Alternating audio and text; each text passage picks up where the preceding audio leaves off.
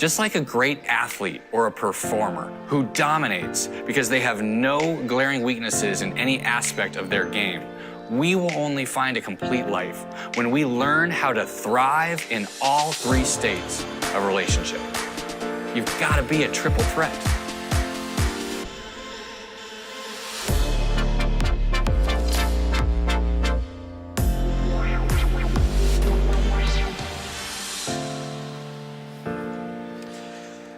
So I want to welcome you again to our church, to our series, Triple Threat.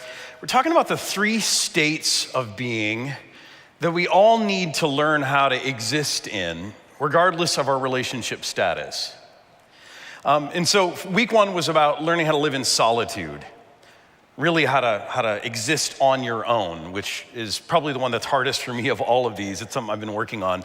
Week two was about how to live in pursuit of others. And this week, I have the privilege of talking to you about intimacy. Lucky me.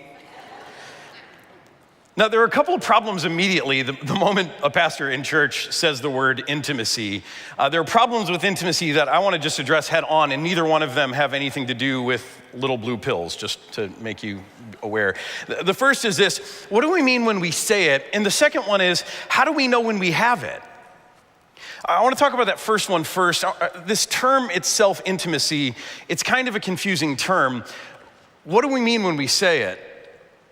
Now, in our culture today, pretty much exclusively, when we say the word intimacy, we're referring to a specific kind of intimacy. We're talking about physical or sexual intimacy. That's almost exclusively what we mean when we say the word.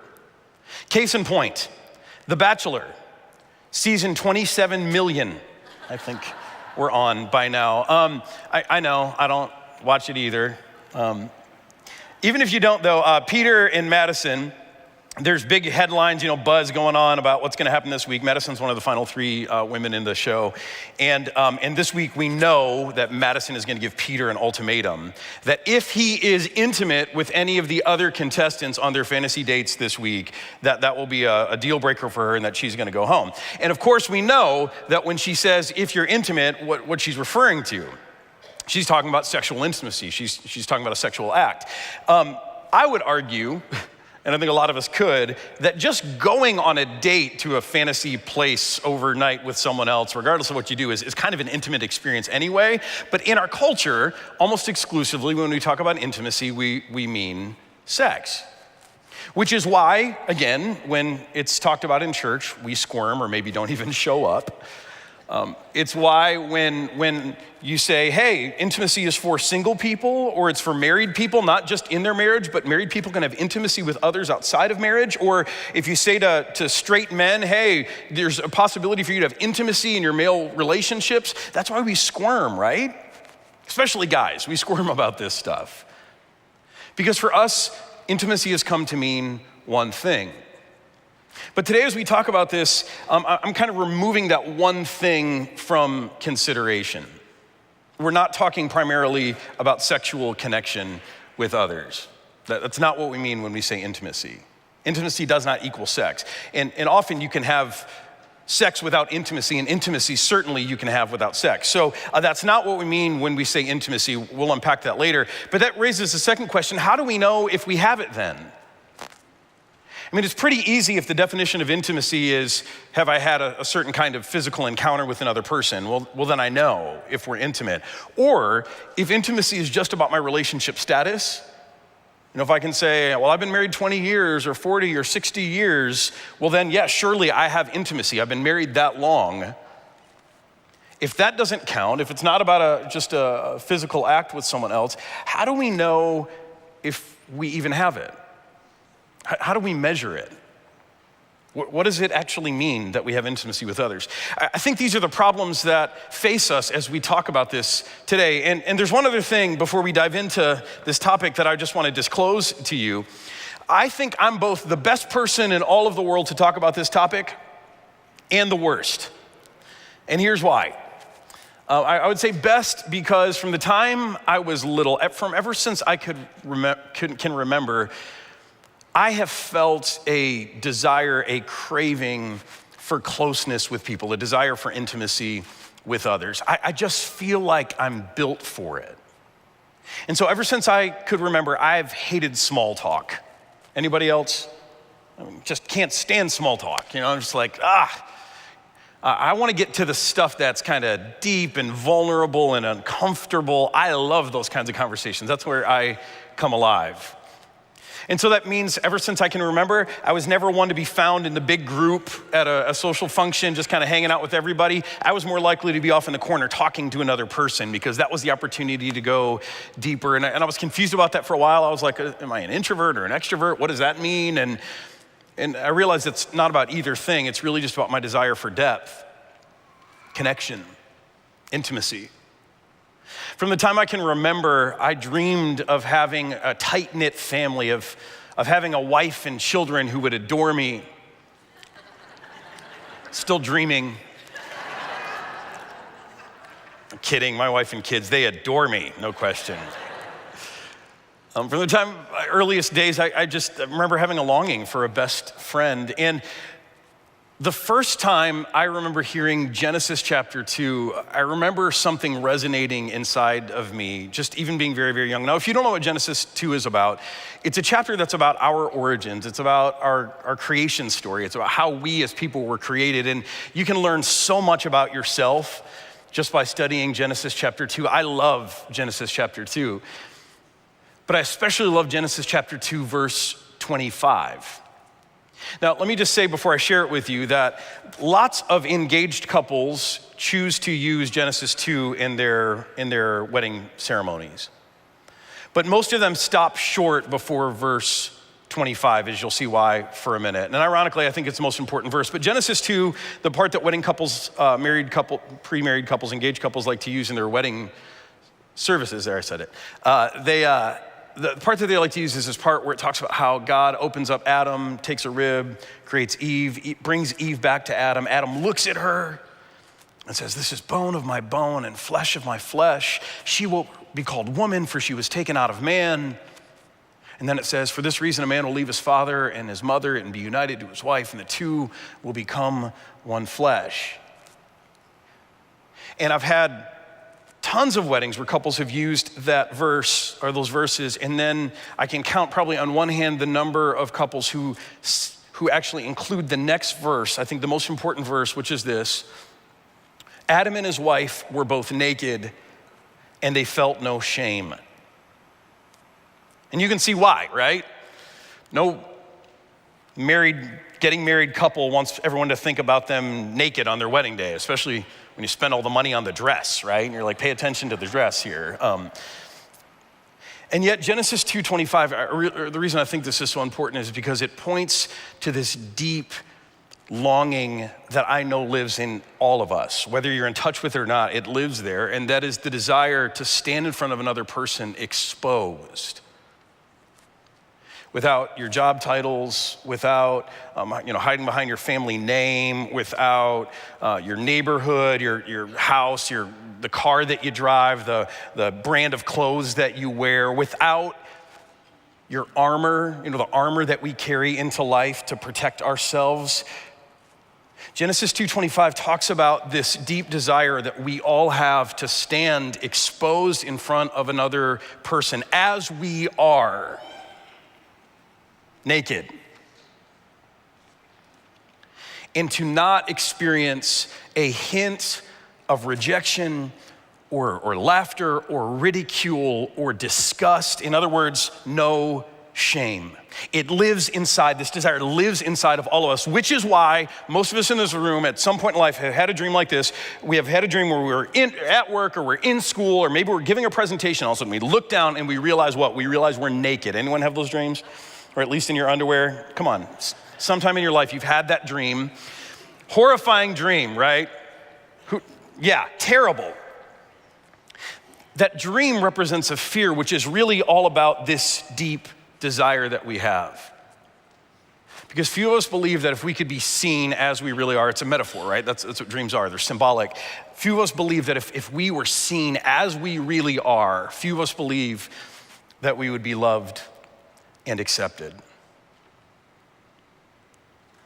So whether you're like me and this is something that you are aware of, this desire in you to have this kind of connection with people, or which is why I think I'm one of the best people to talk about. I've spent my life pursuing this, but I will say that I think I'm also one of the worst people, because if you're not in touch with this, then I realize that I don't fully know where to begin with you.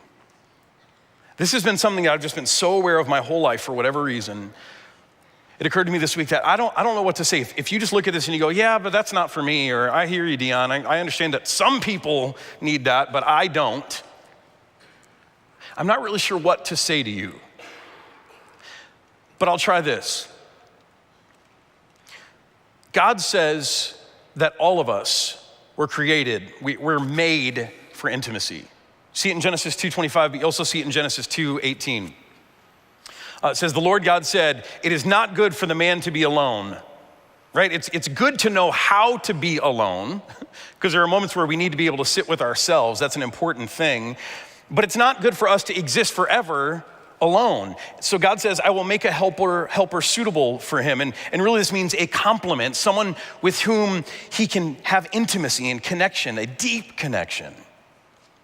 See, this is part of our human story. We are all made for intimacy. Not only that, but also according to the scriptures, you are commanded by God to pursue intimacy. Way later in 1 Corinthians 1, Paul says this, I appeal to you, brothers and sisters, in the name of our Lord Jesus Christ, that you all agree with one another in what you say, and that there be no divisions among you, but that you be perfectly united in mind and thought.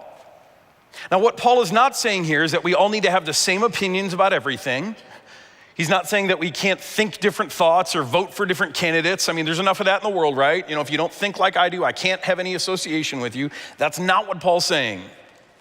He's talking about something deeper. You can have differences of opinion, but Paul says, but understand that you're united, have intimacy, pursue intimacy with one another that is beyond the superficial things. See, the Bible says that all of us are made for it, that all of us are commanded to pursue it. And not only that, but intimacy, no matter who you are, intimacy is your destiny. Later on in the same letter, 1 Corinthians chapter 13, also another great wedding verse, Paul says this, for now, in the here and now, we see only a reflection as in a mirror. Then we shall see, he's talking about our destiny here. Then we shall see face to face. Now I know in part, then I shall know fully, even as I am fully known. Paul says that our destiny, every one of us, our destiny is to be seen, also to see, but to be known fully, which is a definition, I think one of the best definitions of intimacy. In fact, one of the definitions that I carry around with me is that intimacy means this. It means into me see. It's kind of like the Christian camp trick, right? You take a word, you break it apart into syllables, and suddenly it sounds native or something. Intimacy, into me see, that another person can see into the depths of who you are. And this is important. Instead of backing away, instead of saying, whoa, I wish I hadn't seen that, they love you and accept you. See, the scriptures say that all of us, whether you're in touch with it or not, are made for intimacy. We are called to pursue intimacy with others. We're actually commanded to do it. And intimacy is our destiny. So if you're not comfortable with intimacy, I hate to tell you, it's your destiny. So you better get comfortable with it. This is really, really important stuff. But it doesn't mean intimacy is easy, does it? As Doug Moss said in week 1 when he was talking about solitude, he shared a quote from Blaise Pascal. And he said, this quote from Pascal said, all of humanity's problems stem from man's inability to sit quietly in a room alone. Do you remember that? All of humanity's problems stem from man's inability to sit quietly in a room alone. I know there are some who disagreed with that quote. And if you disagree with it, I want to debate you after the service because I think it's so true. Because I've tried to sit quietly in a room alone and man, it's hard to do. And I think that's where a lot of our problems come from. But if that's true, I would say that our next biggest source of problems is our inability to sit quietly in a room face to face with another human being without a magazine, newspaper, or our phones. This idea of seeing and being fully seen, knowing and being fully known, it's terrifying. So how do you do it? Even if you read Genesis 2:25 and you say, that sounds good to me, how do you actually connect with it? How do you find it? Well, for me in my life, it's been and it feels a lot like this. Finding intimacy with someone is kind of like peeling an onion. See, when we start a connection with someone, we talked about pursuing people last week, we usually start off with the pretty superficial stuff. We talk about what we do, where we work, where we're from, where we went to high school here in St. Louis. We start with a bunch of trivial stuff that doesn't mean a whole lot to us, but what we're doing as we just start to peel back that first layer is we're trying to gauge the other person's reaction. As we peel back these layers, how are they responding? Are they interested or are they not interested? Do they seem trustworthy or empathetic or, that was deep. Trustworthy or empathetic or are they someone who's just disinterested and not trustworthy? And then if we find someone who seems to be trustworthy, we go a layer deeper, and I'm not gonna do that because I don't want my hands to smell like onion for the next week. You know how that is, right? But that's the thing about intimacy. It's like peeling an onion, and so it's uncomfortable. It's a little bit. It can bring you to tears sometimes, right? It's a little bit awkward at times. But so the next layer is to begin to share with someone something that's of emotional significance to you, like hey, have I ever told you what happened to me in third grade? Or here's a little known fact about the way that I grew up. Or have I ever told you what I'm most afraid about in all of life? We begin to peel back deeper layers of emotional significance. Can I share with you something that's going on in my life right now that's really, really hard? And our deep hope as we go to those deeper layers is that the person might stay attentive and empathetic, that they might be trustworthy, that they might not wince or pull back, but they might receive what we're sharing. And in fact, a really good sign, what we're ultimately hoping for, is that they don't just receive our peeling back our layers, but we really hope that they start to peel back their layers too, right? But you see, the whole process is fraught with risk. And there's no guarantee that when you start peeling back the layers, the other person is going to receive it well. And really, you can't wait for the other person to go first if you want a life of intimacy. You have to be willing often to go first, and that's what makes it so scary.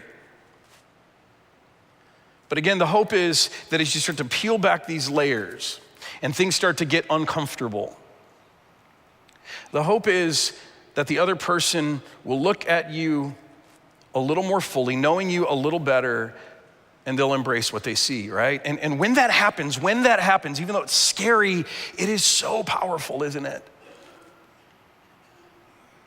I think back to when Jocelyn and I were dating. There's Jocelyn, wave. Jocelyn, wave. You don't have to wave at her, Jocelyn, wave at them. Yeah, there she is.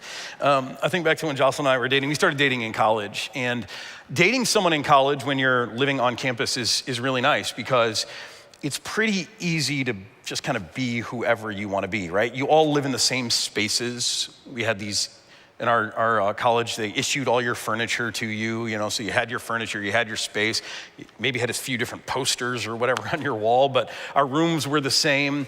And so you could kind of just be whoever. It was all this neutral stuff, and so that's how we got to first know each other. And then we went into a summer break where we went home to our family homes over the summer. And over that summer, I went to Jocelyn's parents' house a few times, and I got to see her in her element with her family. But I was really reluctant that whole summer to have her come to my family's house. And that's because going to Jocelyn's house, it was confirmed what I already knew about her, or thought I knew about her, that her family did pretty well. Her dad did pretty well. They were kind of upper middle class. They had a nice home. It was really comfortable. Things were orderly. Things were, it was nice. It was nice to be there. And my house was kind of different. It was pretty clear from our house that my parents didn't have a lot of money. My dad is a carpenter, which means that there was always some project going on in the house that was like stretching on over eras, that was never complete. I mean, our house was never done. It was always torn apart in some way, as anyone who is a carpenter's child might have experienced. We lived out in the country, we had this well water. It was the only water we could have, but we had this well water and it smelled funny, and I just remember feeling embarrassed about all of that. And so that whole summer, I just kind of put off ever having Jocelyn to my parents' house. And then the end of summer was coming, and it just was getting to the point where it was like, this is going on too long. And so finally I had to have her over. And I remember that whole day, that whole night, while she was there, just being hyper vigilant. Because I was feeling pretty exposed. And I remember just watching for any sign of discomfort, like, surprise, shock, any sign of disgust, any sign of, I didn't realize this is where this guy was from. Now, that was a hugely vulnerable moment in our relationship. But that whole night, Jocelyn never, whether she felt it or not, never gave me any cues that she was surprised or shocked or uncomfortable by anything she saw or heard. And as a result of that, as a result of this really scary thing for me at that time in our relationship, I left that night feeling more seen and known. That was what I was afraid of, that I would be seen and known and rejected, but I came away feeling more seen and known and accepted. And as a result, I didn't just feel neutral about her, I felt closer to her. Because that's what happens when you feel more fully seen and known, and the other person doesn't move away, but they accept you. And that's how intimacy works. We just go deeper and deeper until eventually you get to the core of things, and you're Genesis 2:25, and you're standing there completely exposed. Or I think what often happens to us in the course of pursuing intimacy is that we peel back the layers until our fear overwhelms us, and we get to some spot where we go, I'm not sure I can go there. Because I don't think there's any way that if I show this person this part of me, this part of my story, I'm pretty sure that they're not gonna be able to receive that. Or we have an experience where we're bravely peeling back the layers and we see that look in the other person's eye. You know the look. The look that says, I wish you hadn't just shared that with me. Right? The look that says, I wish I hadn't just seen that. Gosh, is there anything more painful in all the world than that look? And that's the moment where a lot of us say, you know what? I'm done. I'm good. Right here, where I am. I'm never gonna go that deep again. And so we may get married and have a spouse. We may claim to have a best friend. But we at that moment decide, you know what? I'm never gonna risk being fully seen or known. Because it's too scary, it's too painful. Now here's what I wanna say. If you've ever experienced a moment like that in your life, and I believe we all have on some level, then here's what I wanna share with you. I wanna share with you one of the things that I love most about the picture of Jesus that we get through the Gospels. Because if you read the Gospels, and if reading the Gospels seems like it's overwhelming for you, we did a whole series called Shook back in the fall where we talked through the Gospels, so go watch that series. Here's what Jesus demonstrates again and again. He demonstrated that he could look full on into the lives of people who had messy things in their lives, difficult things in their lives, skeletons in their closet. He could look full on at the reality of people's lives and not be scared away. There was a woman who had a medical issue that was a bleeding issue that made her religiously impure and socially outcast. And one day she sneaks up to Jesus in a crowd. She thinks, if I can just touch his robe, then maybe I'll be healed from this thing. And Jesus feels her touch his robe, and he turns around and he looks at her. And here's this woman so afraid of being seen and known for what's going on in her life, being judged and rejected. And Jesus looks at her and he says, daughter. Calls her daughter. And then there's this other guy who has leprosy, and he comes up to Jesus one day and he says, Lord, Master, head bowed, if you are willing, you can make me clean. And this is a guy who is used to people recoiling, not looking at him with disgust. And Jesus says to him, not only looks at him, but Jesus reaches out his hand and touches him, and he says, hey, I'm willing, be clean.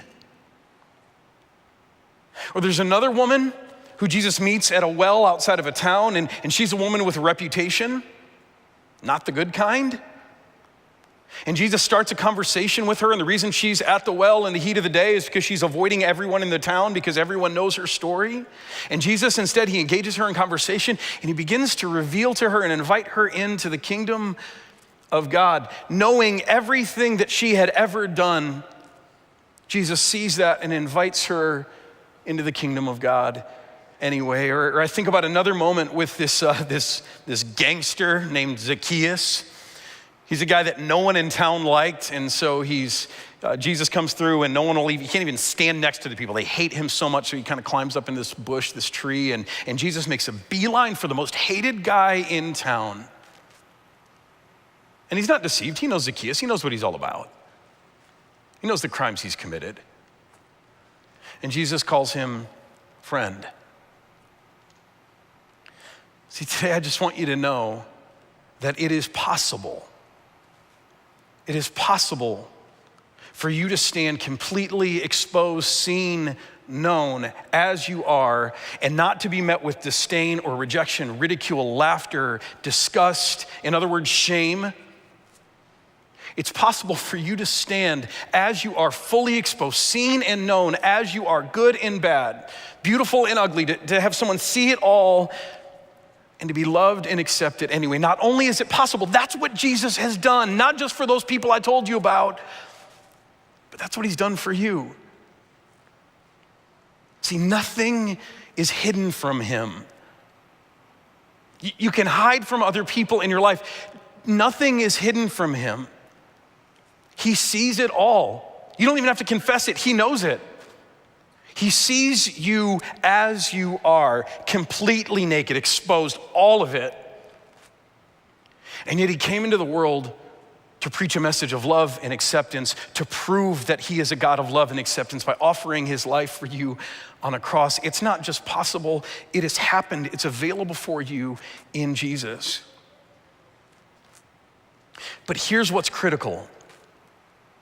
Even though intimacy with God is the ultimate, that doesn't mean we're off the hook from pursuing intimacy with other people. See, intimacy with other people still remains a very, very important thing for us to pursue for a few reasons. I just want to close with this. When you cultivate intimacy with others, and only when you do this, here's what happens. First, you tap into creative power. Now we see this in physically or sexually intimate relationships. That a man and a woman can come together and they can not just give birth to a child, but some of you, you've seen anyone 2 generations after you?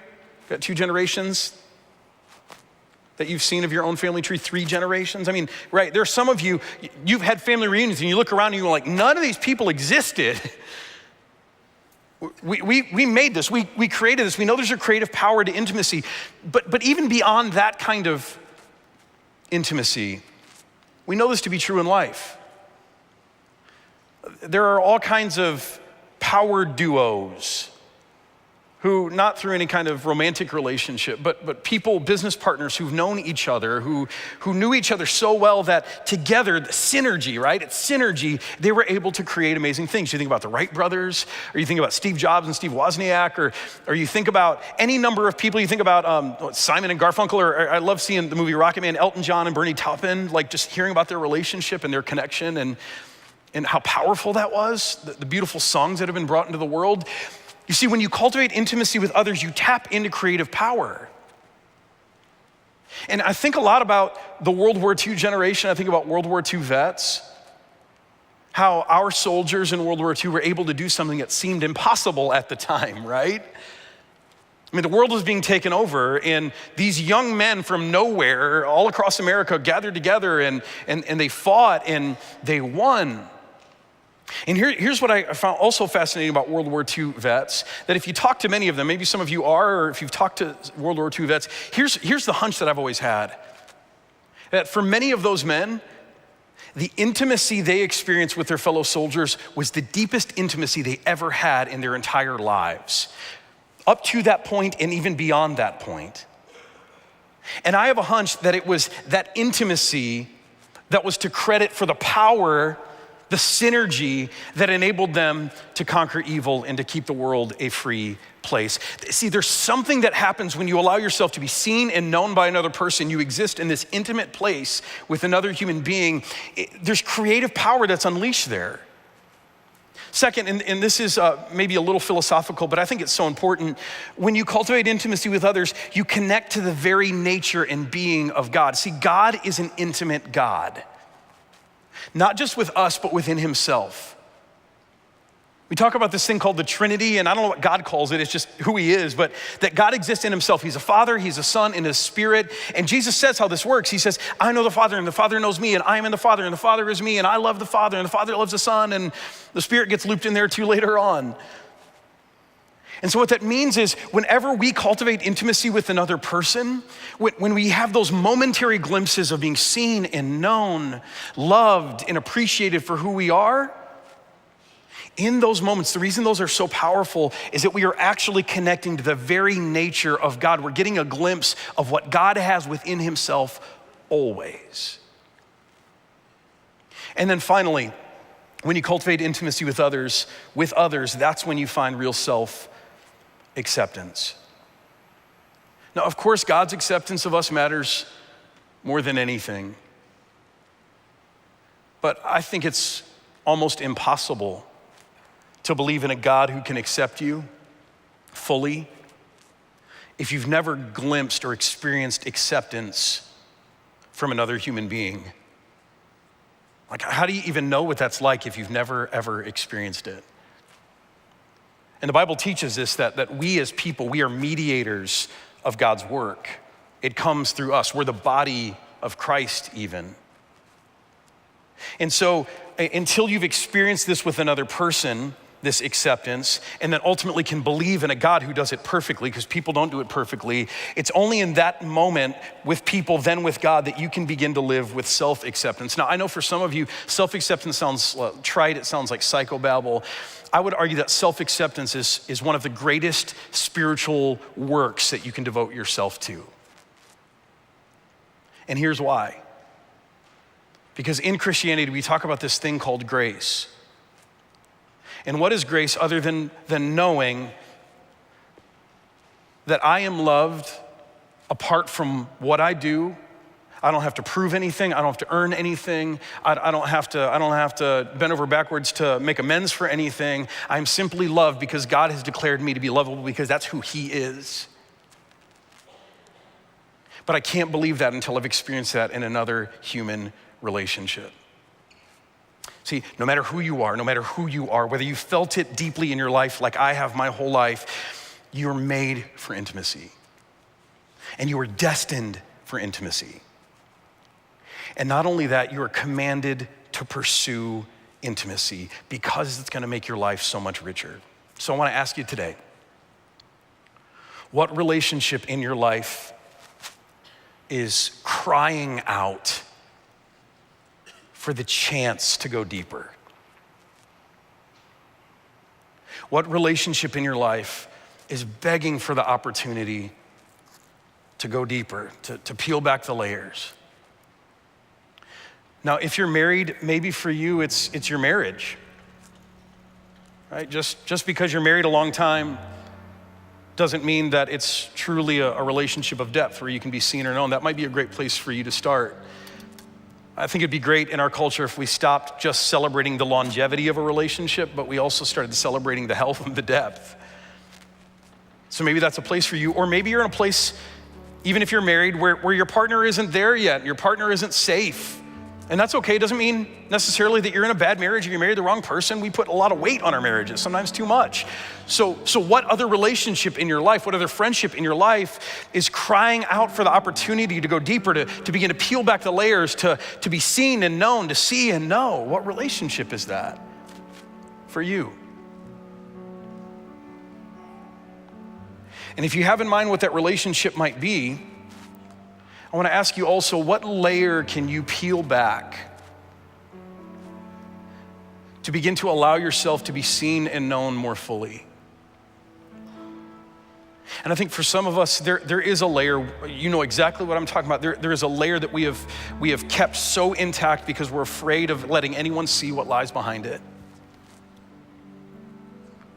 What would it look like in a relationship that hopefully is safe with a person who's proved themselves to be trustworthy? What would it look like if you took a risk and you peeled back that layer? How good would it feel to be seen and known more fully? And I know it's a risk and there are no guarantees, and that's what makes intimacy scary, and that's why so many of us stop short and we live with shallow relationships. But here's what I want to do. If you need some encouragement, I want you to take in the words of the song that you're about to hear. It's a song based, really kind of a paraphrase off Psalm 139. And that's a psalm where God tells us that no matter where we are, at the heights, soaring on the wings of eagles or down in the deepest valleys, he sees us, that we cannot escape his eye. And he tells us that he knows us intimately, that he knows our inmost parts. And it's a psalm that tells us that a God who sees us and knows us also loves us and accepts us unconditionally. He does not run away. He does not ridicule. There's no reaction of disgust. Instead, he moves toward us with love and acceptance. Now, as you hear the words of this song, and I don't want you to sing, I just want you to listen. As you hear the words of this song, I want you to think about this. If a holy and perfect God can look upon you and see you and know you as you really are, completely naked and exposed as you are, and if he can love you unconditionally, if he can accept you perfectly, if none of that scares him away, then here's what I want you to think about. Could it be possible that there is at least one human being on this planet who can offer you the same? Take in the words of this song.